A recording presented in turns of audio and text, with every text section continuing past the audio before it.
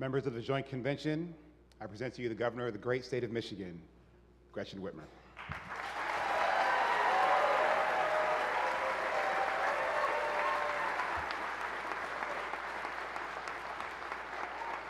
Thank you. Thank you. Hello, Michigan. I'm honored to be here tonight for my State of the State address. 7 down, 1 to go. And if you're tuning in between the MSU game or the Pistons game, thank you.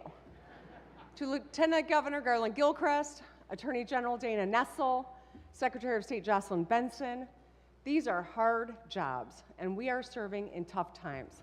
Thank you for your partnership.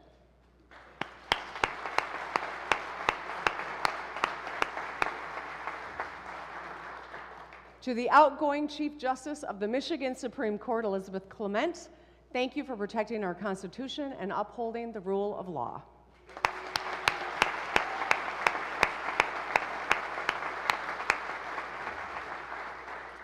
To all the state employees, my cabinet, and executive office staff, thank you for this work. I could not do this job without you. To Congressman Dan Kildee, thank you for your years of service. To my husband, Mark, my daughters, Sherry and Sydney, and my entire family, I love you. To our National Guard and our state police, thank you for putting your lives on the line every day to keep us safe.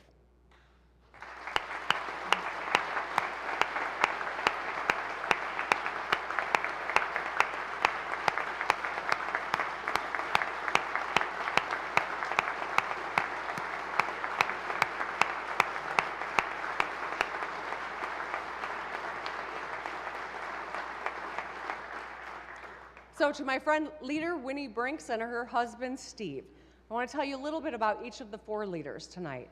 They have 3 amazing daughters and are now, like Mark and me, celebrating an empty nest. Let me know when you stop paying their phone bills, Winnie.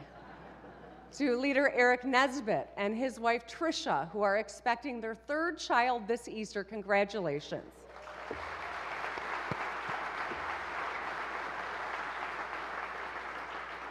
To Speaker Matt Hall, I want to congratulate you and Megan on your recent marriage and do a little shout out to your new stepson.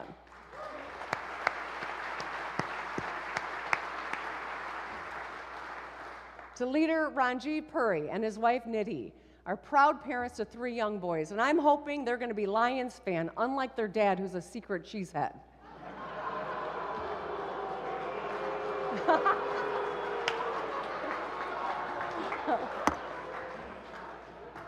I love you, Ranjiv. All right. I'm looking forward to working with all 4 of you and your caucuses to get things done for the state of Michigan. Now let's take a moment to acknowledge another leader and legend, Debbie Stabenow. Please stand. Please stand, Senator.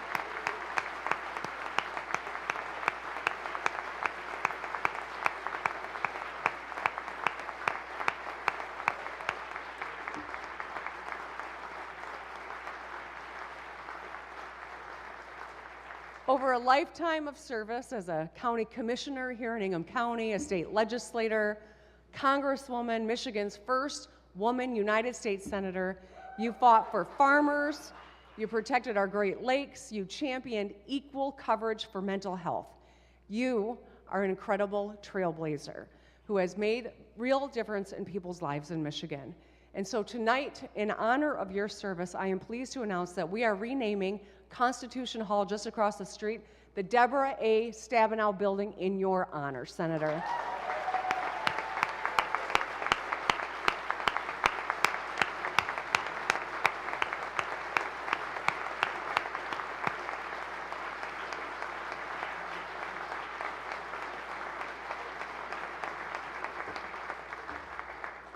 It's fitting that the building houses our state's agriculture and environmental departments, who carry on your life's work. So thank you, Senator Stabenow. Finally, to my fellow Michiganders, I took an oath of office to serve the people of Michigan, and that means all the people of Michigan. That's my commitment to you, no matter who is in the White House or who is on the other side of the aisle in Lansing. Yes, I do hope to find common ground with President Trump and work with the Democratic-led Senate and Republican-led House on our shared priorities. Now, I'm not looking for fights, but I won't back down from them either. In Michigan, we have an opportunity and an obligation to lead by example. Our state represents America in every way, economically, geographically, politically, and socially. People from every walk of life call Michigan home. We don't always agree, but we move forward together. That is the source of our strength. Let's show the rest of the country how to get things done. Right now, I know that politics, especially national politics, can be exhausting. I feel it too. At a high level, we're facing two big challenges: economic uncertainty and political division. First, economics. It's hard to buy a house or car because of high interest rates. It's still hard to pay the bills. Just this month, inflation jumped back up to 3%. Businesses are facing uncertainty too. Industry leaders and top economic minds on both sides of the aisle are warning us about the havoc that 25% tariffs would wreak on Michigan's auto industry, while also raising expenses, everyday expenses for our families. And as for politics, there's no sugarcoating it. We seem very divided today. Partisanship has infected every aspect of our lives, driven by opportunistic politicians and media figures who live by a philosophy, I win if you lose. Their divisive rhetoric is amplified by algorithms designed to make us angry and keep us scrolling. We're all being manipulated by the largest and most powerful companies in the world, who profit more when we start to believe that we have nothing in common. But that's just not true. As governor, I've been to all 83 counties at least twice and sat down with all kinds of people. When you show up and listen, it's clear that most of us want the same things, and we're all frustrated by the same things too. Our people are not as divided as our politics. I really believe that. I want to ask you all to take a moment and look at the insert in tonight's program. These are real quotes from Michiganders who live in your districts, and they're tired of the games. They're counting on us all to work together. We can't let them down. I'm reminded of a conversation I had a couple years ago with a retiree from Kalamazoo. He and his young neighbor have polar opposite political views. They put up yard signs supporting opposing candidates every 2 years. But they helped fix each other's roofs and regularly shovel each other's sidewalks. They show up for each other all year long. Their bond is deeper and stronger than politics. This year, if we show up, listen to, and learn from each other, we can move forward together and get things done. The good news is that we have a lot going for us. There are a lot of firsts and new beginnings worth celebrating. For instance, Michigan Tech was just named an R1 research university, joining MSU, U of M, and Wayne State as one of the world's 150 best research colleges. We expanded RX Kids, the nation's first ever program that puts money directly in the pockets of new moms and babies to improve their finances and health.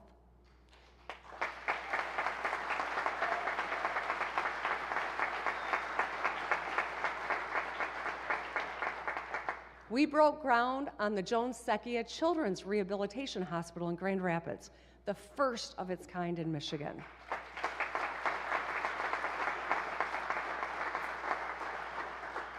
Palisades will be the first restarted nuclear power plant in American history, protecting 600 local union jobs and clean, reliable power for hundreds of thousands of people. And last year,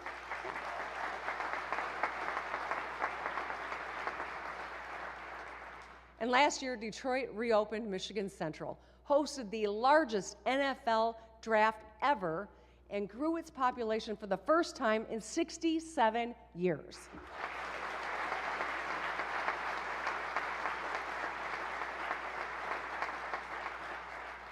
Later this year, we'll open up the Gordie Howe International Bridge, a monument to commerce and cooperation that will carry 25,000 vehicles every day.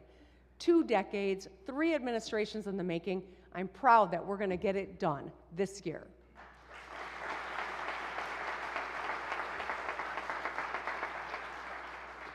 And guess what? Our financial house is in order too. While other states are juggling multi-billion-dollar deficits, we've got a surplus. Our rainy day funds are at an all-time high of $2.7 billion. After this year's budget, we'll have paid down $26 billion of debt. Since I took office, we've been repeatedly named a top 10 state for business. We've grown our GDP by 35%, added nearly 40,000 auto jobs, and raised median household incomes by 16 grand to $77,000 a year. That is exciting stuff.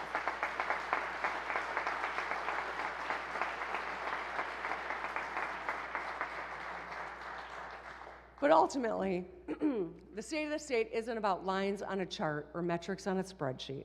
It's about how people feel and how people think about Michigan.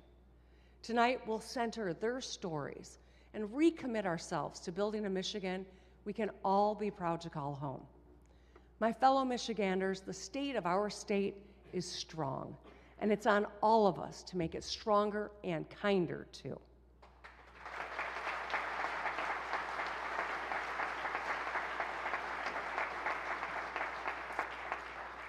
So a few weeks ago, I released my 7th budget after encouraging news that state revenues were $1 billion higher than expected.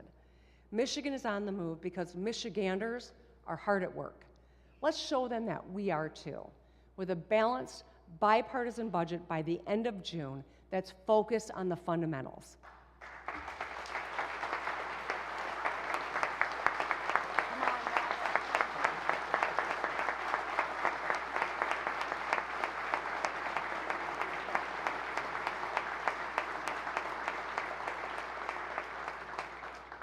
Last month at the Detroit Auto Show, I laid out my initial priorities for 2025: economic development, roads, and trade with Canada. Speaking of trade, I'm grateful that Republicans, Democrats, and private sector leaders are speaking out against widespread 25% tariffs on our neighbors, because we know that saying no to Canada would mean saying yes to China. I'm also grateful that the president decided to pause. As I've said before, I'm not opposed to tariffs outright, but they are a blunt tool when the Michigan economy is on the line.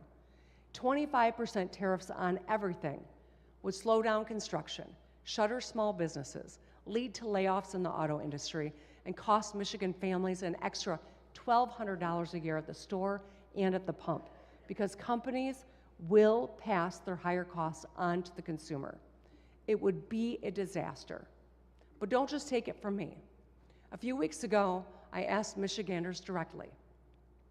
In less than 48 hours, I got 3,000 written responses. Brandon from Bath is a pharmacist who knows tariffs will raise prices on prescription drugs, forcing people to choose between their health and paying their bills. Jacqueline from Interlochen owns a heating and cooling business and said tariffs would force her to raise prices just to stay open. And Steve from Leroy is a retiree who wants to buy a new car, but if tariffs go up, the average cost of a car will go up by $3,000 too. For them and for every Michigander, let's keep speaking with one voice for smart trade policies to level the playing field and secure American jobs without jacking up our costs. On tariffs,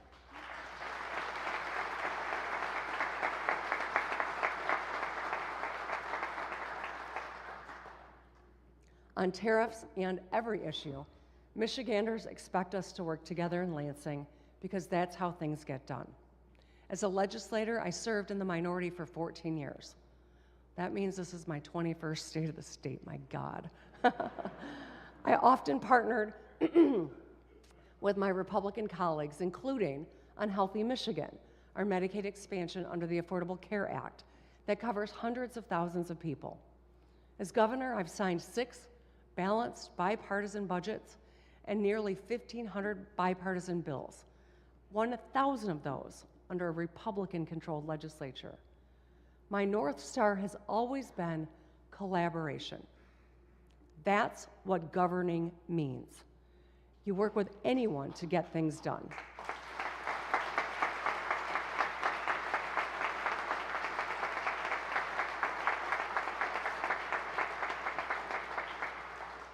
So what should we focus on this year? Let's keep it simple. 1, costs. Let's make life more affordable for Michiganders. 2, jobs. Let's create more opportunities to help people in our state earn more money. And 3, results. Let's make government work better for the people we all serve. I think we should all be able to agree on that, yes?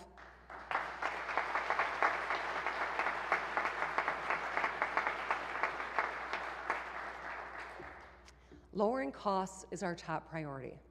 While no one in this room can single-handedly bring down prices, we can tackle the biggest items in your budget. Let's start with housing. It's a tough market right now. Mortgage rates are above 6%. Home prices have shot up 50% in the last 4 years. The median age of a home buyer hit 56 years old. That's an all-time high. And just a quarter of homes went to first-time buyers. That's an all-time low. Rebecca from Carlton told me she has simple dreams. She wants a nice kitchen to bake in, a small yard for a garden and a dog. She recently toured a house in Detroit and competed against 40 other bidders. Our young people are suffering the most. I want to call attention to the fact that this crisis disproportionately impacts young, single men. They buy just 8% of homes sold today, compared to single women who buy 20%. As a dad of 3 and proud Detroiter, I know the Lieutenant Governor is passionate about housing. He's cut a lot of ribbons and is focused on making our state a better place for families like his. We both know that every young person wants to protect and provide for themselves and their family, and that starts with a place to call your own. If you can't buy a house, it's hard to build wealth or feel like you're ready to have kids. It's all connected. So while the state already has programs in place to help you become the first person in your family to buy a house, or pay up to $10,000 of your down payment, or lower your mortgage rate by 1%, and save thousands on your federal taxes, we must also address the core issue of supply. Right now, we are short 140,000 homes statewide, and the way forward is clear. We gotta build, baby, build.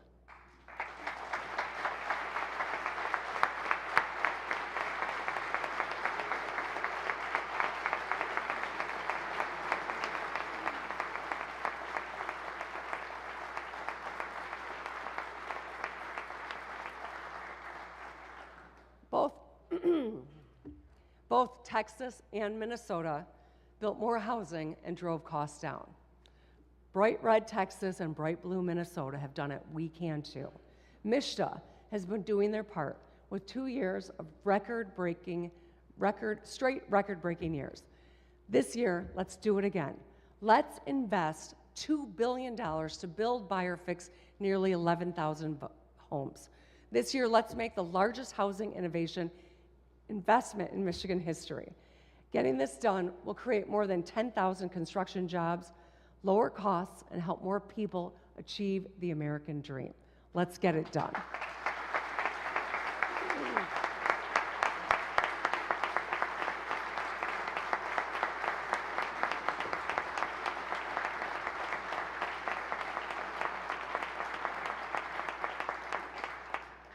Moving on to wages. Last week, Republicans, Democrats, workers, and business came together to forge a fair deal on minimum wage and paid sick time. Because we work together, the minimum wage will rise to $15 an hour for more than 700,000 workers a year faster than it would have before. The tipped minimum wage increased by the largest amount ever and will keep going up. Workers will have more time to care for themselves and their families because now Michigan has the best earned sick time in the country, and small businesses have more flexibility. This was a bipartisan effort, and I am proud that we were able to get it done. These last few weeks showed us that we can work together to solve hard problems and deliver real solutions for Michigan.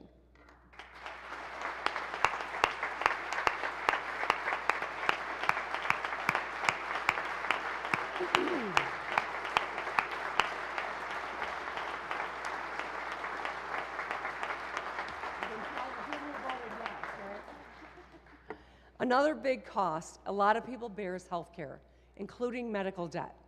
A couple years ago, we secured $4.5 million in our state budget to relieve some medical debt. It was a good start, but it was just a start. With inflation and tariff talk, we need to find a more significant bipartisan way to help the nearly 700,000 Michiganders with medical debt. I want to thank Senator Sarah Anthony for her focus on this issue. We're one of just a few states with no consumer protections for medical debt, and that's not right. This year, let's work across the aisle to reduce medical debt so being sick or getting hurt doesn't also mean being broke for the rest of your life.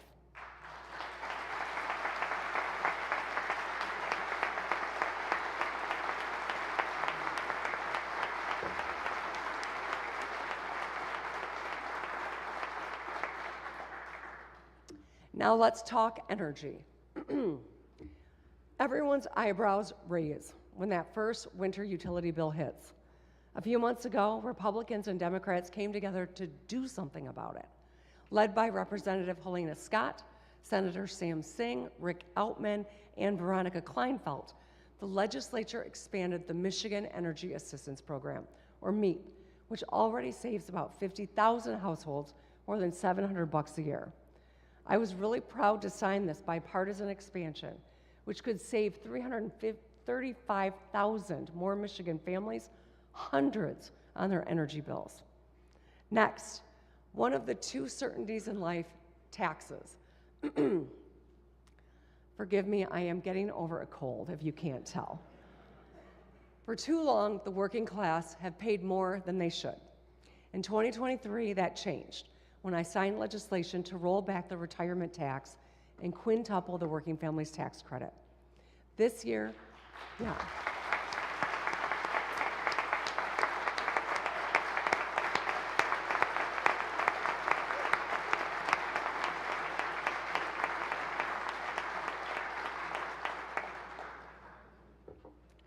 This year, hundreds of thousands of senior households will save an average of $1,000 on their taxes, and 650,000 families, home to half the children in Michigan, will get an average tax refund of $3,200.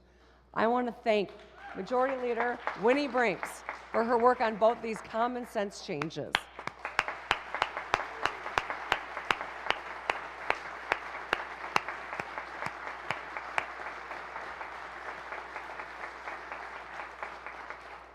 Together, we put $1 billion back in people's pockets and lifted 20,000 kids out of poverty. When our kids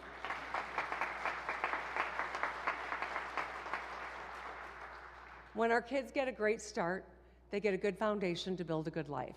It's why we feed all 1.4 million public school students free breakfast and lunch, saving families nearly $900 a year per kid on groceries and valuable time in the morning. It's why we delivered free pre-K for all, so every 4-year-old can arrive at kindergarten better prepared to learn while saving their parents $10,000. It's why we expanded 3,600 child care centers to serve 37,000 more kids.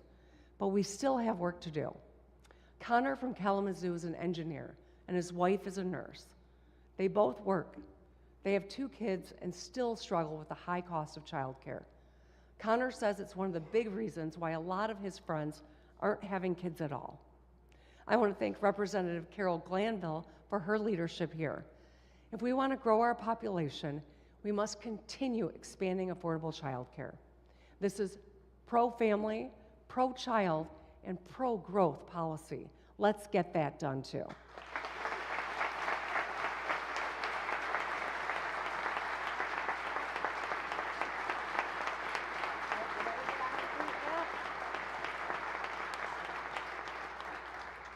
All right, I think I'm even going to get the speaker on his feet on this one. Next, I want to talk about fiscal responsibility. Most Michiganders are watching their expenses more closely. State government should do the same. Every February, after I propose the budget, the legislature adds earmarks. Now, these can be important. Fire stations, roads, schools. Some of them, not so much. The problem is that these earmarks are added without transparency and have been for years, under both Republican and Democratic control. I know Speaker Hall is passionate about bringing accountability to the process, and I agree. In this year's budget, let's have total transparency on all earmarks. Because if you want to invest taxpayer money, you should put your name on it, right, Matt? All right.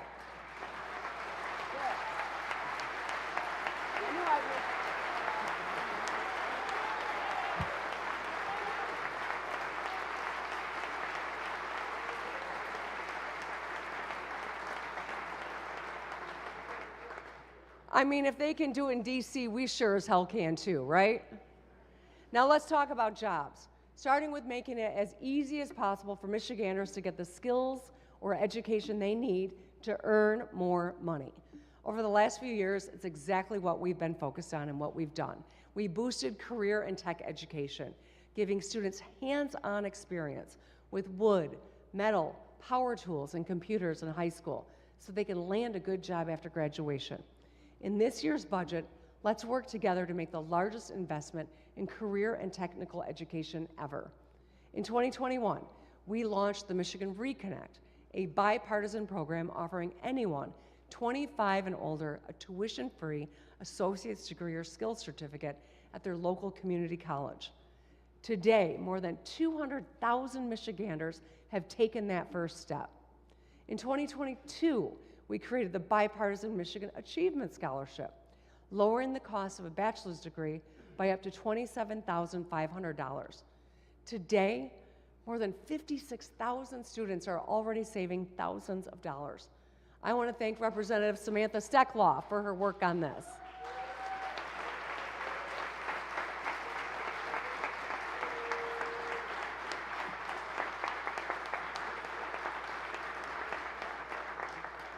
And just last year, we delivered the Community College Guarantee, giving every high school grad the opportunity to earn an associate's degree or skills certificate tuition-free. And today, more than 240,000 Michiganders attend one of our 31 community and tribal colleges. But just like with housing, there's a gender gap here in education too. Women outnumber men at our community colleges, universities, and most of all, in the Michigan Reconnect, where enrollment is 2-to-1 women to men. So we've built these great programs open to everyone, but we need to do a better job of getting more young men signed up.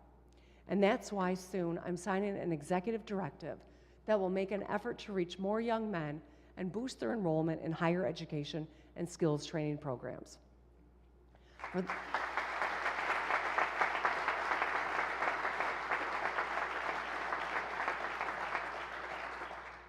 For the Michiganders working hard to put themselves through these programs, it is life-changing, truly. Evan from Bay City is a young dad, and after stepping away from college to work full-time in restaurants and retail, he enrolled at Delta College with Reconnect and hopes to find a career in public service. He wants to serve his community and make his son proud. Anthony from East Lansing is a husband and dad who was an EMT throughout the pandemic. He used the Reconnect to earn an aviation mechanics license and now works here at the Lansing Airport. My message tonight goes out to all young people, but especially our young men. I know it's hard to get ahead right now, but I promise you, no matter how hard life might get, there's always a way out and a way up. The last thing any of us wants is a generation of young men falling behind their fathers and grandfathers. I've heard most about this issue from moms who love their sons and are worried about them.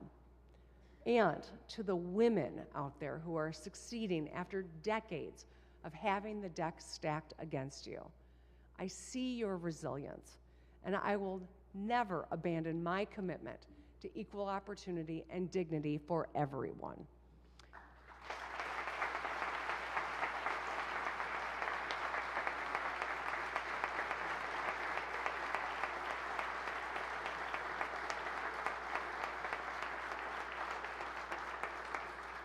Generations of our moms and grandmas fought hard for the economic rights and personal freedoms we enjoy today. They made our lives easier, and our responsibility to our sons and daughters is to build a state where they can all succeed. As the mom of 2 smart, driven young women and stepmom to 3 successful young men, I know that their success is connected to the success of their peers, all of their peers. In Michigan, men and women want to protect and provide for their families, to be financially successful, and to be good role models. And that's why no matter who you are, we want to help you learn more and earn more. So look at an apprenticeship, find a scholarship, or sign up for Reconnect. Get your education debt-free and build the life you deserve.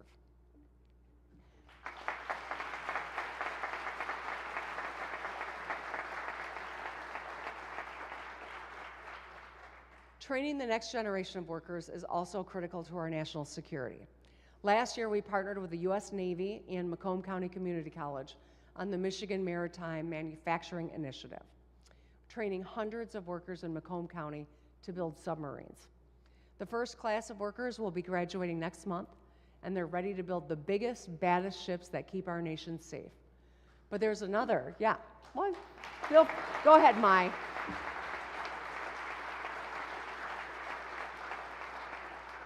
Representative Song, of course, is very happy about that. But there's another bipartisan defense project in Macomb County that needs our attention, all of our attention. The Selfridge base supports thousands of local jobs and hundreds of military families. It's home to some of the nation's most elite pilots. They complete all kinds of missions, including protecting our border from drugs and crime. For people like Thomas from Warren, this is personal. He urged us to work together for Selfridge because of how much it will mean not just for the county, but for our country. I'm really proud that we've always worked across the aisle on Selfridge, and I want to thank Representatives Debbie Dingell, Lisa McClain, John James, Senator Stabenow, Senator Alyssa Slotkin, and of course, Senator Gary Peters. He's a former naval officer. He's fought hard for service members, military families, and defense jobs, and I know he will continue to do that until the very last minute of his term. We're all doing our part, but we need federal support.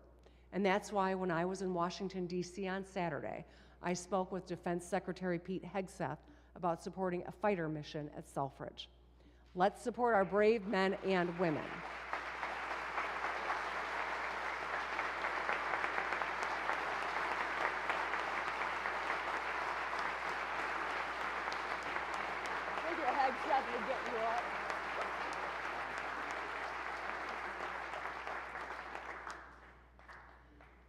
I thought Candace Miller would like to hear that. Let's support our brave men and women in uniform at Selfridge in our next budget and work with our federal partners to save Michigan jobs and protect our national security. Now, let's talk about another driver of jobs and growth, those damn roads. We need safe roads to go to work, drop our kids off at school, and run errands. Businesses need a solid transportation network to ship products and ensure their employees can get to work safely. In 2020, I created Rebuilding Michigan, a $3.5 billion bond plan to fix most of our heavily trafficked state highways and bridges. Why? Well, because for years, a lot of governors and legislators tried and failed to get it done. We've made progress on our state roads, but let's be real. My plan was always a short-term fix. There is a lot left to do. And with Rebuilding Michigan soon phasing out, we're facing a serious funding cliff. I'm hearing from construction companies who are expecting layoffs because of the uncertainty. We need a sustainable, long-term solution for our local roads. Every pothole is a reminder that we must act now. I mean, just take Michigan Avenue. You drive it from the Capitol to MSU. You'll see what I'm saying. It's like the surface of the moon. Why? Because the city of Lansing, doing the best they can, but they only get about $17 million from the state for local roads. They need about 17 times that much, around $300 million. Michiganders in every part of our state are passionate about their roads. Phyllis from Rapid City was evocative in her description of Crystal Beach Road. It'll rattle your brains out, she said. There's a road like that in every town. We know that bad roads cost drivers more than $750 a year. Now, I know there are a couple different plans out there, including mine, and I know none of them are perfect. But what's not okay is no plan. Michiganders won't accept inaction. To get it right, we all have to recognize some hard truths. To my friends in the GOP, a long-term fix means new, fair sources of revenue. We can't cut our way to better roads by slashing public safety, health, or schools. To my fellow Democrats,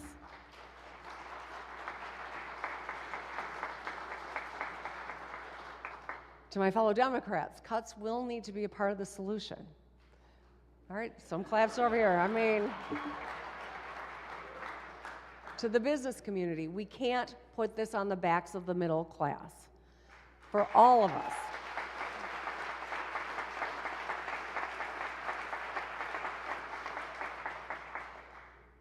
to be a part of the solution, we must all compromise, and that's the way it ought to be. Let's get back to the negotiating table in the coming days and weeks and find a long-term bipartisan solution so we can fix more of those damn roads.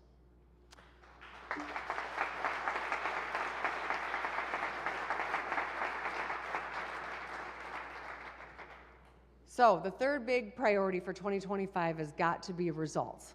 Let's start with permitting. Permitting has been broken for a long time, leading to slower construction, fewer jobs, and higher prices. In Michigan, we're done waiting around. We already revamped brownfield redevelopment, making it easier to turn abandoned property into new housing, factories, or parks. I signed an executive order eliminating 26 boards, councils, and committees without compromising protections. And about a year ago, I had my team review every single one of our state permits, all 401. We found plenty of overlaps and obsolete processes.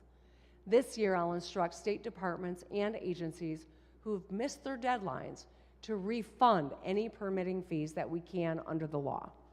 But the reality is that I can only refund a handful through executive action alone. To really speed up permitting and save people a lot of time and money, we need to change state law. There's a huge opportunity here for bipartisanship because I think we all agree it shouldn't take so long. You shouldn't need to get a permit to sell ginseng, install a model train, or lime your soil. If you want to fix your driveway, you shouldn't have to wait more than 90 days to get started. If you want to upgrade your house's plumbing or electrical, you should be able to go to one place and get all the help you need quickly. And if we can track the status of our Domino's order online, a developer should be able to do the same for their multi-million-dollar project. This year, let's simplify permitting to get things built on time and on budget.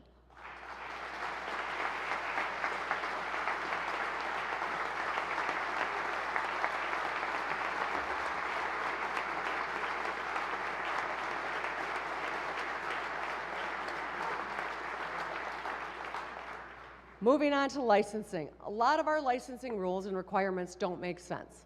Bethany from Lambertville and her husband, a painter, moved here from Ohio. He was fined for working on someone's house without our football rivalry. I think we should honor their licenses. I know a lot of barbers and hairstylists go through this too. I know Representative Tyrone Carter, who's been working on this issue, agrees. We all want to make it easier and faster and cheaper for you to keep doing what you do best. It's why I directed the Department of Licensing and Regulatory Affairs, or LARA, to review all of Michigan's regulations and find redundant rules.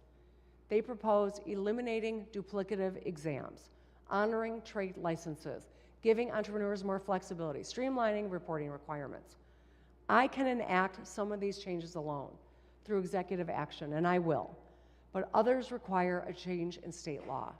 This year, let's make it easier for people to get and keep a good job, not harder.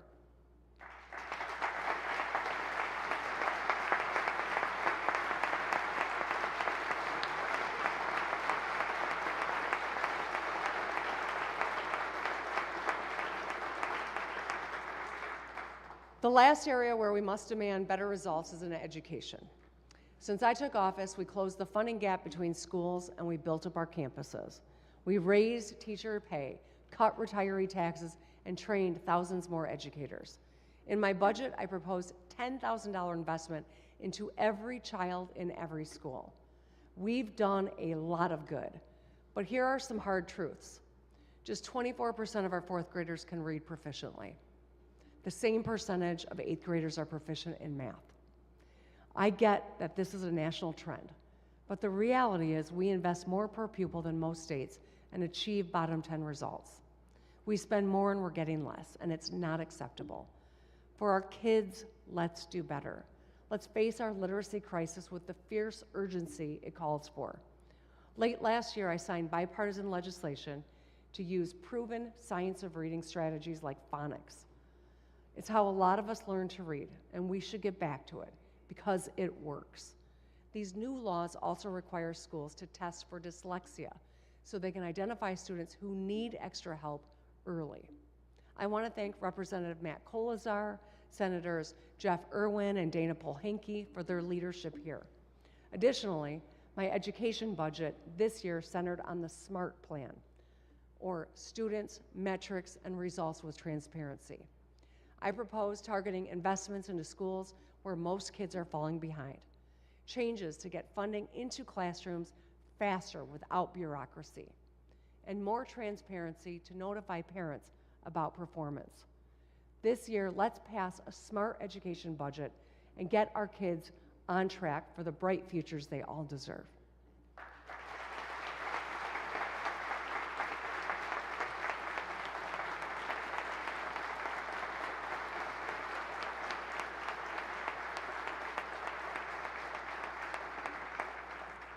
Now let's talk about mental and physical health, both of which are linked to academics. Let's start with phones, which have completely changed our children's lives. 95% have access to a smartphone, and half of them say they're online almost constantly. Amy from Rochester Hills volunteered recently on a 6th grade field trip. You all remember field trips, right? The bus ride is loud and full of excitement about the day ahead. Well, on this bus, Amy said it was silent. All the kids were glued to their phones. Amy's daughter wishes she was born before social media. Our educators get it. It's hard to teach geography or geometry when you're competing against memes or DMs. Other states, red and blue, have taken action. So has most of Europe and Canada.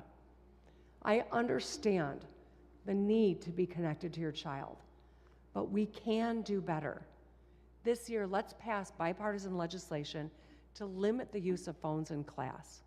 We've seen encouraging data about how common sense restrictions on phone use during class lead to more learning and less bullying.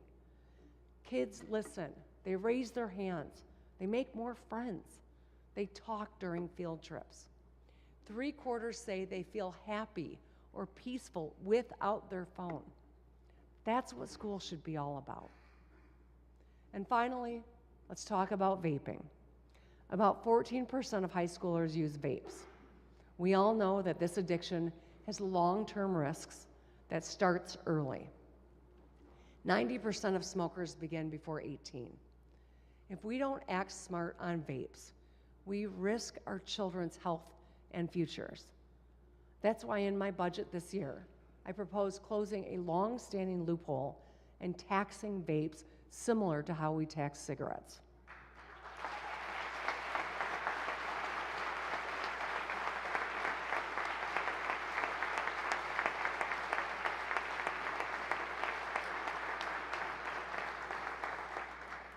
Thirty-two states, red and blue, already do the same, including all of our neighbors. I'm grateful to Senator Sam Singh, who started work on this last year. In 2025, let's get it done to protect our kids. All right, we're in the final stretch here, folks. I think we're on the same page about lower costs, more jobs, and better results. But as I leave you, I have one question. When you think Michigan, what do you think? For us, it's everything. It's home. But let's ask ourselves, when other people think Michigan, what do they think? When businesses around the world think Michigan, what do they think? How about couples looking to start a family? Entrepreneurs hoping to start a business? Seniors seeking a happy retirement? Because if we're being honest, our brand has taken a beating over the last few decades. After the Great Recession, the Flint water crisis, and disinvestment in roads and schools and healthcare, people on the margins were suffering in Michigan. Our water quality, our old factories, our sports teams used to be punchlines and cruel, unfair jokes. I ran for governor to restore trust and rebuild Michigan. I was sick of us being a punching bag. Now I am proud to say I've got the best job in the world because I get to help the Michigan we all love live up to our potential.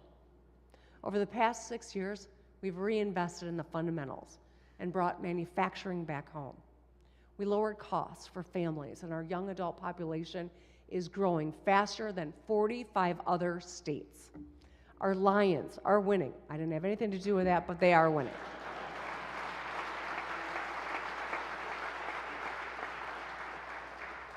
And now, in a divisive national moment where America needs a new way forward, Michigan can lead. Because at our best, we are strong and kind. And kindness is strength. When you think Michigan, think about the people whose stories I shared, or the voices quoted in your program. Let them guide our work, because they're counting on us. Consider what Josh from Grand Rapids, who moved here from out of state, and now proudly calls himself a Michigander for life. This is what he wrote about our state's character. Our seasons are tougher, but our people are warmer, and our lakes are fresher. Being a Michigander is about offering someone a hand when they trip and fall, holding the door open, trying to be a little better every day. Whether we're negotiating here in Lansing, or driving down a 2-lane farm road, or holding open a door, let's be the Michigan that Michiganders know we can be. At a dark moment when bullying and lying seem to be in style, let's be intentional about putting light out into the world. Let's welcome challenges and embrace our differences and work together to get things done. Let's think Michigan. Thank you, drive safely, and good night.